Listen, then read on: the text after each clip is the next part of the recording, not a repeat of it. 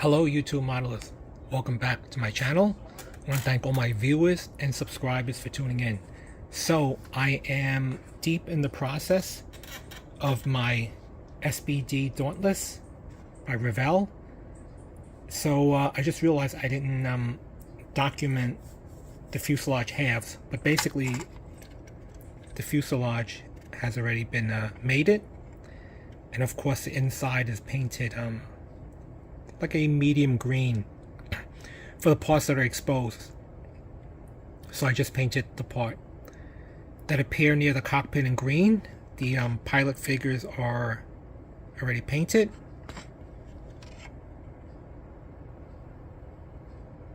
I know the rear tail gunner looks more like the Joker. Might have to revisit that, but anyway, the machine gun is in place. There's a lot of actually operating features. So the machine gun pulls out, it pivots up and down. I did one side, but the other side is working landing gear, so you have to put that in here before gluing this half. So that's where I'm up to now. The bottom has the dive bombing fork or swing arm, and this is one feature that you'll see when I'm done. You can basically release the bombs. You see? That's the release. So as a kid, I would have had a lot of fun with this one. The dive brakes, they were not molded open. So basically, it's 168 holes between the center and the 4 sets that go 2 on each side of the wing. So it's 168 holes, but I actually threaded it through twice that amount because I drilled it one side, and then I had to pull it out and then just work it through the hole. Not drill, but just work it through the hole on the other side, just so you can get a cleaner cut. But that way it'll look more authentic with the hole going through. Here are the rest of the parts: the bomb cart, the background for the LSO, landing signal officer. Here are the 2 crew guys. I painted them. The green bombs. And I actually finally picked up my extra thin cement so that you can see right here in the seam. That's why I dropped it in. Hopefully it'll do a good job of sealing the seam. So that's where I am right now.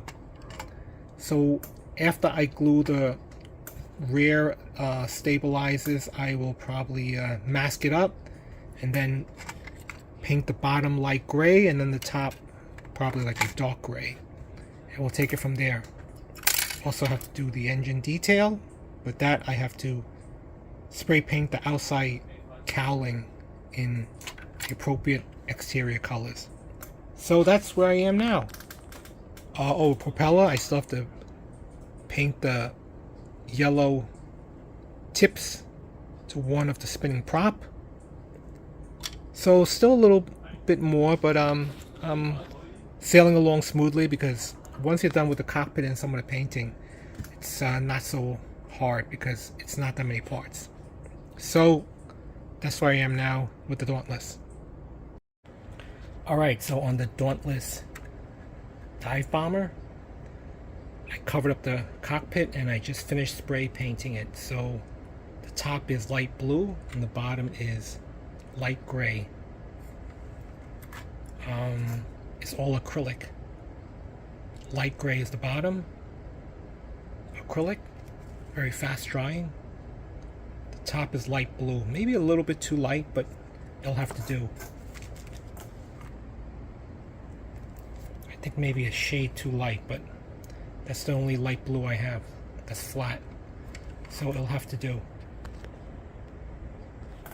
Here's the cowling.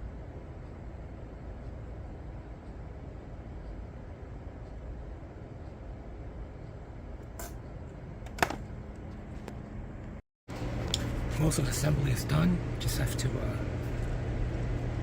paint the frame of the canopy, glue the crewman into the stands, glue the bombs, tubing, and it's decal time, and then weather it.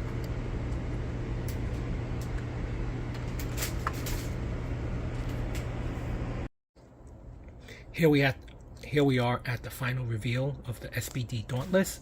But I just want to do a quick shout out to my buddy David from Plastic Imagination Workshop.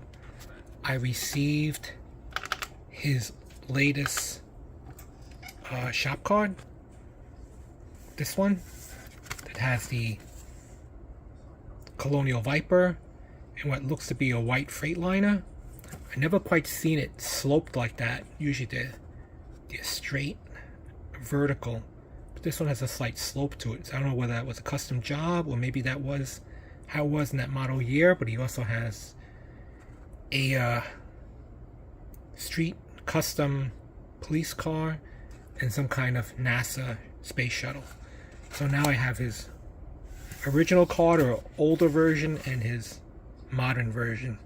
So go check out Dave over at Plastic Imagination Workshop if you haven't done so already. He builds a vast array of models from figures, and I think he has a model rocket launch coming up because I also like to build and launch model rockets as well. So I'll have a link to his description in a link to his site in my description, and he also included a little business card. So thank you, David, for the kind words. So here we are at the final reveal. I finished this kit. I must say that building military kits are a little bit more relaxing for me because flat paints, I think, are more forgiving and hide blemishes a lot better. And also, military finishes don't have to be high gloss, perfect showroom paint finishes like cars. So I had a great deal of fun with this build. If anything, I think I might have over-weathered it slightly. But anyway, here's the final reveal. So let's take a look at it. So I put together everything, including the accessories like the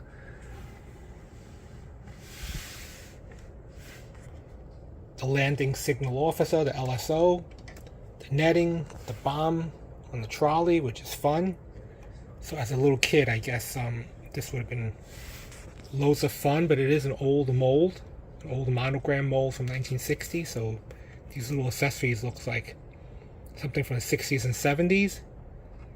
Because nowadays, some kids barely provide a figure. So, but it was fun to build. And this maintenance guy with the blue shirt, he reminds me of Flat Stanley. Look how flat he is. His flat toothpick arms.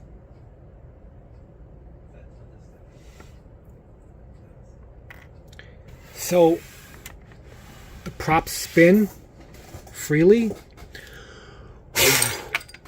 Oops, I just blew away the canopy. Alright, so I finally retrieved the canopy from behind my bench. But anyway, the canopy comes in one piece. So if you wanted to, you can retract the machine gun, the rear machine gun. And since this is one piece, well, actually, I'm sorry, this is one piece, and then the front one is one piece. So basically, you get two canopy pieces. So you get this rear one, which I chose not to include.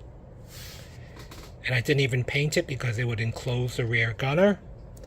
And I think on the real SBD, this one slides into the middle piece, which won't work on the scale model. So the canopy is this one, which I omitted.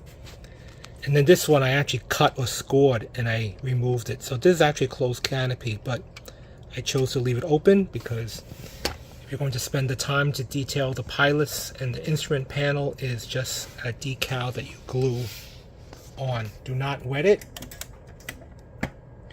So there you go. Matter of fact, I actually scratched up the instrument panel decal a little bit when I was trying to make final location adjustments.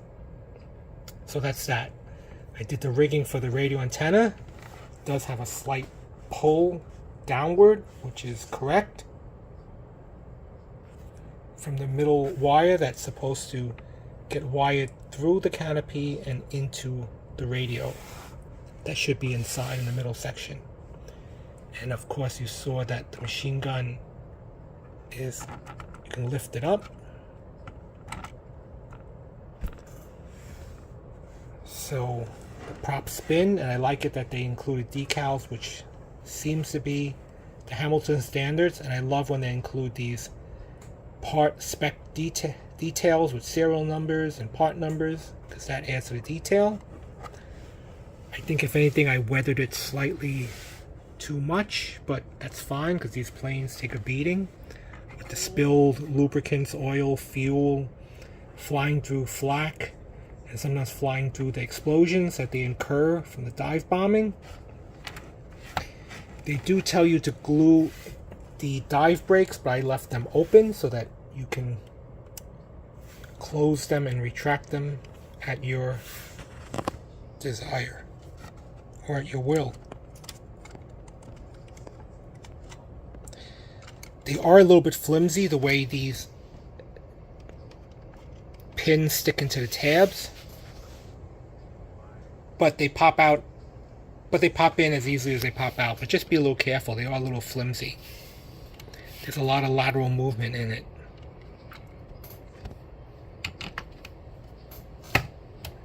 One thing, in addition to the dive brakes being easy to pop out, the landing struts, you see how they invert inward? So every time you place them down, it has a tendency to want to close up on you, so you just have to make sure that you widen them each time you put them on so they don't have a tendency to close like that.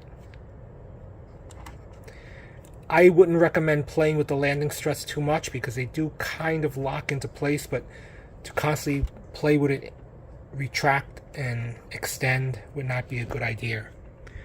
There is a button to release the bombs, but it's not loose enough to facilitate playing with it like a dive bomber and have it release. Maybe if you get the kit, you can loosen it to a point where it can fly out by itself, but right now it loosens the bomb, but you still need a second hand to remove the bomb manually. And that's pretty much it. Operating propeller, dive brakes, landing gear, and the tail hook can be lowered as well.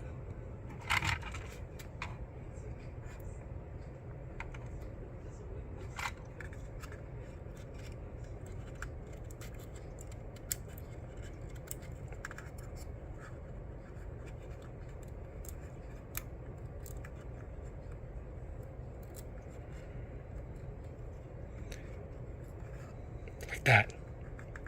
But it does lock in the up position. And of course the aftermarket decals, if you get an earlier version, you may get the decals that you like, but I added the aftermarket. And that's pretty much it.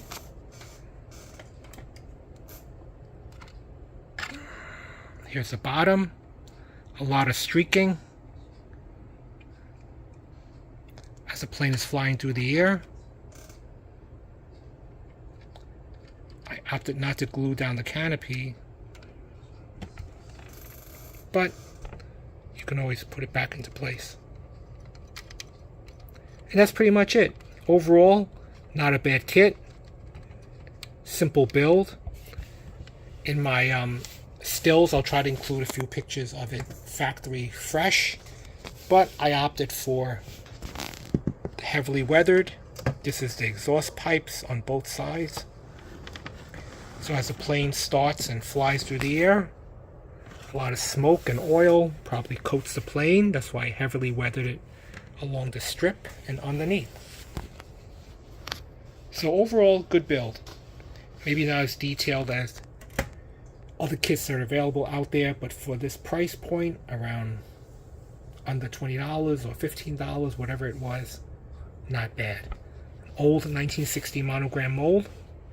I had lots of fun, and I will continue with the varying car plane builds and try to fit in other genres as well. So stay tuned, and I will have stills at the end. Thanks for watching.